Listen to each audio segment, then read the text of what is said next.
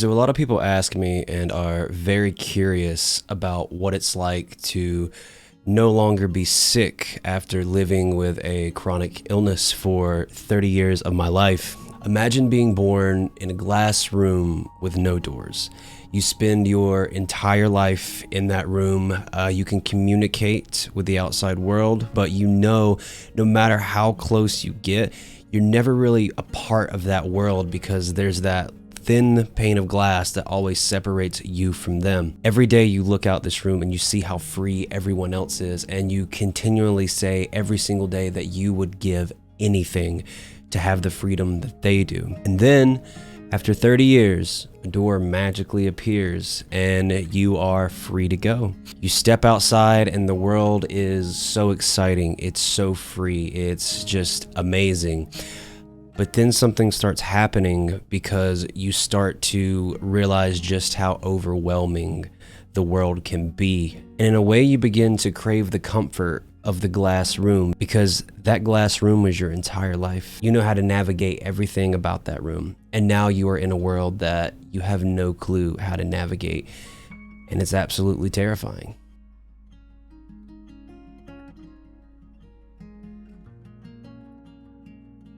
What's up, everybody? Thank you so much for coming back to check out another video on the channel.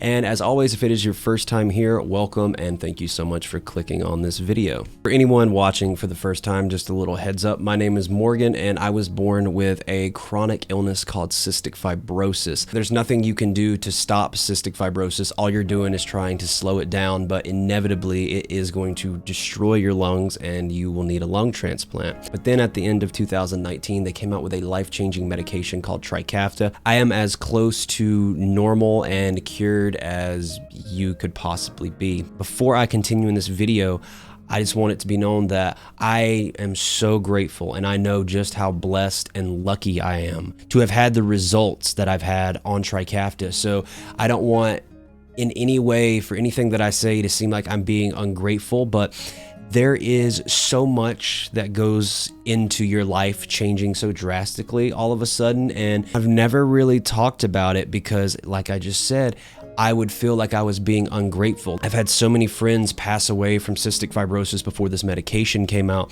You know, there are patients who can't take Trikafta, and so saying anything except praises and just like posting anything that's not super happy about it, you know, I felt guilty about that, and I was like, man, you know, how, like, wow, you were just being a super ungrateful ass. But after talking to a lot of other people with CF, including Steph, you know, it's something that so many of us are going through. And like I said, I don't feel like a lot of people really want to bring it up and talk about it because it almost seems like if you speak anything about it that's not completely positive, it's like a spit in the face. But I always give it to you guys straight. So I wanted to make this video to kind of explain what life after being sick is like. The majority of stuff to come from Trikafta is amazing and awesome, but there is a lot of mental and spiritual kind of baggage, and just it's like you know, you kind of get spiritual whiplash from your life changing so suddenly. It's basically like being born again. It's learning how to live all over. And some people may even listen to this and be like, wow, that's a little dramatic, but it is. I can't explain it. It's very hard to explain to people like, hey, I used to be really sick and now I'm not, but I still carry all of these scars. And even though my lungs are good, my body's still been wrecked from 30 years of this illness wreaking havoc on me. It was a lot easier to explain my life, the mental and physical and emotional toll that cystic fibrosis took on me, because you could see it. Like there was physical outward evidence of kind of what I was going through. People would hear me cough. Sometimes I would have a PICC line in, or they'd see my portacath, or people would come visit me in the hospital. I knew how to navigate the space of being someone who was sick. It's hard to kind of wrap your head around it. And me also being someone, I've been very open with my struggles with mental illness. It's very hard when you're living every single day of your life in an existential crisis. Little changes, or even the tiniest little shifts, can just throw me into an absolute tailspin. And then you have something like this happen, which completely uproots everything that you knew about your life. You were dealt a hand and you learned how to play that hand to perfection. And then after 30 years, the dealer takes all of your cards away, shuffles them up, gives you a brand new hand, and they're just like, all right, here, you got to learn how to play with this now. I was just talking to Steph about this, that sometimes in a weird way, I miss the idea of having a shorter life expectancy. And the thing is, I know how crazy that sounds. I probably do sound ungrateful, but when you grow up in hospitals and kind of holding hands with death and you have this short life expectancy, there's something very freeing about it. Because like I said, you're not planning for anything long term. You're not planning for any sort of future thing. So you're literally living every second of your life in the moment. You always kind of have that timer, like the sand in the hourglass is pouring a lot quicker for you than other people. So you just kind of make impulsive choices and just live your life just on a whim as fast as you can. But now that I have just this open future and everything is good, it's terrifying. And it's very hard to kind of come to grasp with it, because I'm so used to living my life just boom, boom, boom. We got to go. We got to go. We got to do this. Oh, if I want to just sell all my stuff and move to California or take crazy trips or do this, I would just do it, because I didn't care about not having any money saved up. I didn't care about not planning for the future, because there really wasn't a future. That's just what I had been expecting my entire life. And so now I'm here for a long time. And the mental side of that has been so hard to try and kind of grasp, because after a while, I don't know, you find a comfort in knowing that your days are limited. So you just kind of do whatever. But now that I have this long life, I'm just like, oh man, like it's almost overwhelming. It's like, can I do this? And as someone who has tried to take their life in the past, I've always had this very rocky relationship with being alive in general. Whenever you lose so many people to this disease and you're still left here, I've talked about this a lot, but you have that guilt, that survivor's guilt and PTSD of, why me? Why am I still here and my friends aren't here? What makes me special? What gives me the right? And so my head is always just a very loud and kind of chaotic and scary place. But there was a weird kind of solace knowing that my life was going to be short. So I knew that I didn't have to deal with my head for that long. I knew that if I just kept holding on, eventually CF would do its thing and I would kind of be free of being trapped in my head. And now I'm gonna be here for a long time. I'm gonna grow old, and it scares me because I wonder if I'm gonna be able to fight off my head for that long. I know most people listening to this are probably like, holy crap, dude, like what is wrong with you? You have been given the second chance at life. Your head should be in a good spot. But the thing about having mental illness is it doesn't care. It doesn't care if you're cured or not cured.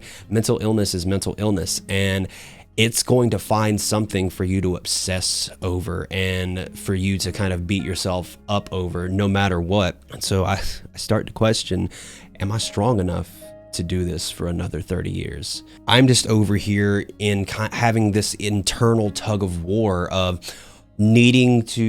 trying to get okay with just living kind of like slowing down the pace of my life and living a little bit more normal and just chill. But then there's that part of me that for 30 years has been like, we gotta go, we gotta do exciting stuff, we gotta keep moving. And they're just kind of constantly at war inside of myself. So I'm always being pulled in either direction. And then anytime that I do feel like I'm getting comfortable with slowing down, I'll get stuck in my head. My head strikes again. And then I'll just start thinking about like, man, I've gotten this second chance at life and I'm literally just going and working my 9 to 5, coming home and not really doing anything else. And I know that I need to chill and save money, get credit score up and really plan for the future, because I am going to have a future. But at the same time, it feels like I'm disrespecting the memory of my friends who didn't get to do all of the things they ever dreamed of by sitting still and kind of living a normal life. It's just a lot, and it's so hard trying to balance both of them. I feel like I have two different people living inside of me. It's funny because I grew up in a very small southern town. They go to school. As soon as they get out of school, they get a trade job, they get married young, they have kids, they get a house, and they live out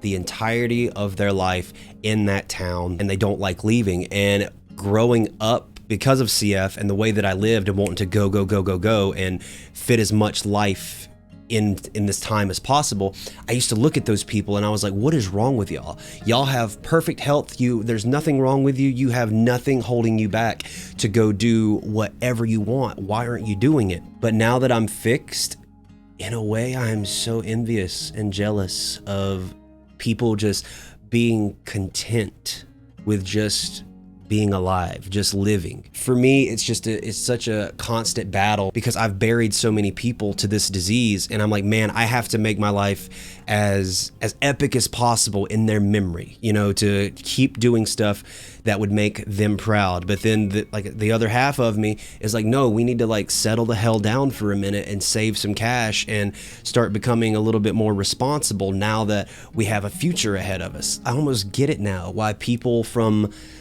in my hometown, why they were the way they were, because that's just life, you know. You just gotta kind of live slow and take it as it comes. Now that my future is so open, that it's like my brain is trying to wire itself for that. It's like it's trying to just be okay with just existing, just being alive. But the other part of me from these past 30 years of being sick, it's like, nah, like we're not gonna do this.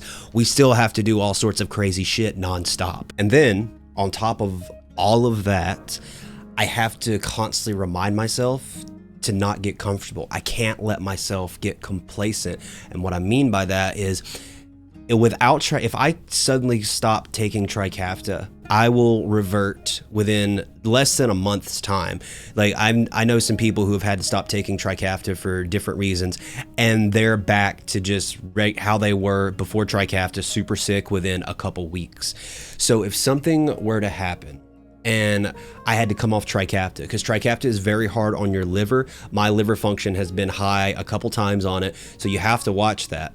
And if it gets too high, you know, they'll pull you off, or there's so many other reasons that you could possibly have to come off Trikafta, because these medications, even though they are helping, every medication that you take when you have a chronic illness is kind of a double-edged sword. It's still gonna hurt you in some way. There's the part of my brain that's like, dude, don't get comfortable with this, because you never know what could happen. I've always been kind of a pessimist and a person that just expects the worst, because I've kind of had bad luck. And then if it works out, then I'm like, oh man, it's great. But if it doesn't work out, then I'm not bummed, because I've kind of prepared myself for it. So I feel like I'm kind of standing on a rug and someone is standing with their hands on it, just waiting to just pull it out, just pull it right out from under me and kind of ruin everything. So then my brain and my head will start kind of obsessing over that fact of the what ifs, you know, what could happen.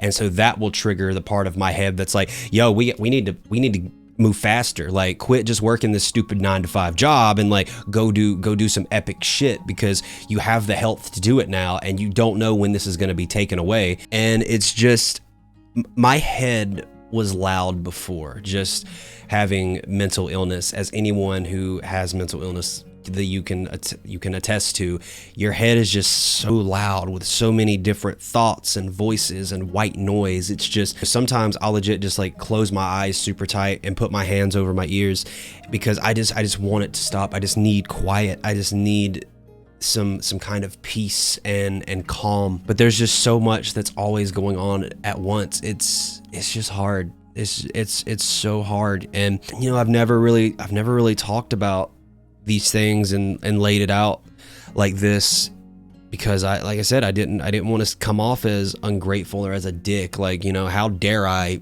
complain at all in this situation when my friends are dead? They didn't even get to experience this. You know, it's okay to just admit that you're not okay, that you're overwhelmed, that the world sometimes is just too much. Because man, this past year, it's like the first year on Trikafta was just go. I was all good with everything. And then this past year, it's like just the mental and emotional stuff has caught up with me. And for this whole year, I've hardly done anything. I've hardly left the house for all of 2021, just because my head has just been a mess, and I've just been overwhelmed, just completely overwhelmed. And you know, that's one of the greatest things about being with Steph, is she's also going through the same thing, and so I'm able to talk to her about it, and I don't even really have to say any words. Like, if I'm just having a day to where I can't get out of bed, or I can't get off the couch, or I'm anxious or whatever, she just understands. She knows, because she's also kind of dealing with the same thing. I don't know if I could handle all of this without her. I know eventually I'll figure it out, and things will kind of start being normal and making sense again. And it's funny because like people would look at my life before, like having CF, like having to do all these breathing treatments, having these medical devices implanted in me, all that, and they would be like, man, that's not normal. But I was diagnosed at 2 months old, so that was my normal. It's funny looking at it now and kind of talking about it, because I'm as close to being normal as I've ever been, and you would think everything would just be fine and makes perfect sense now, but nothing in life currently makes sense. This medication came out at the end of 2019, so I'm creeping up on, it's like right at 2 years since I've started it.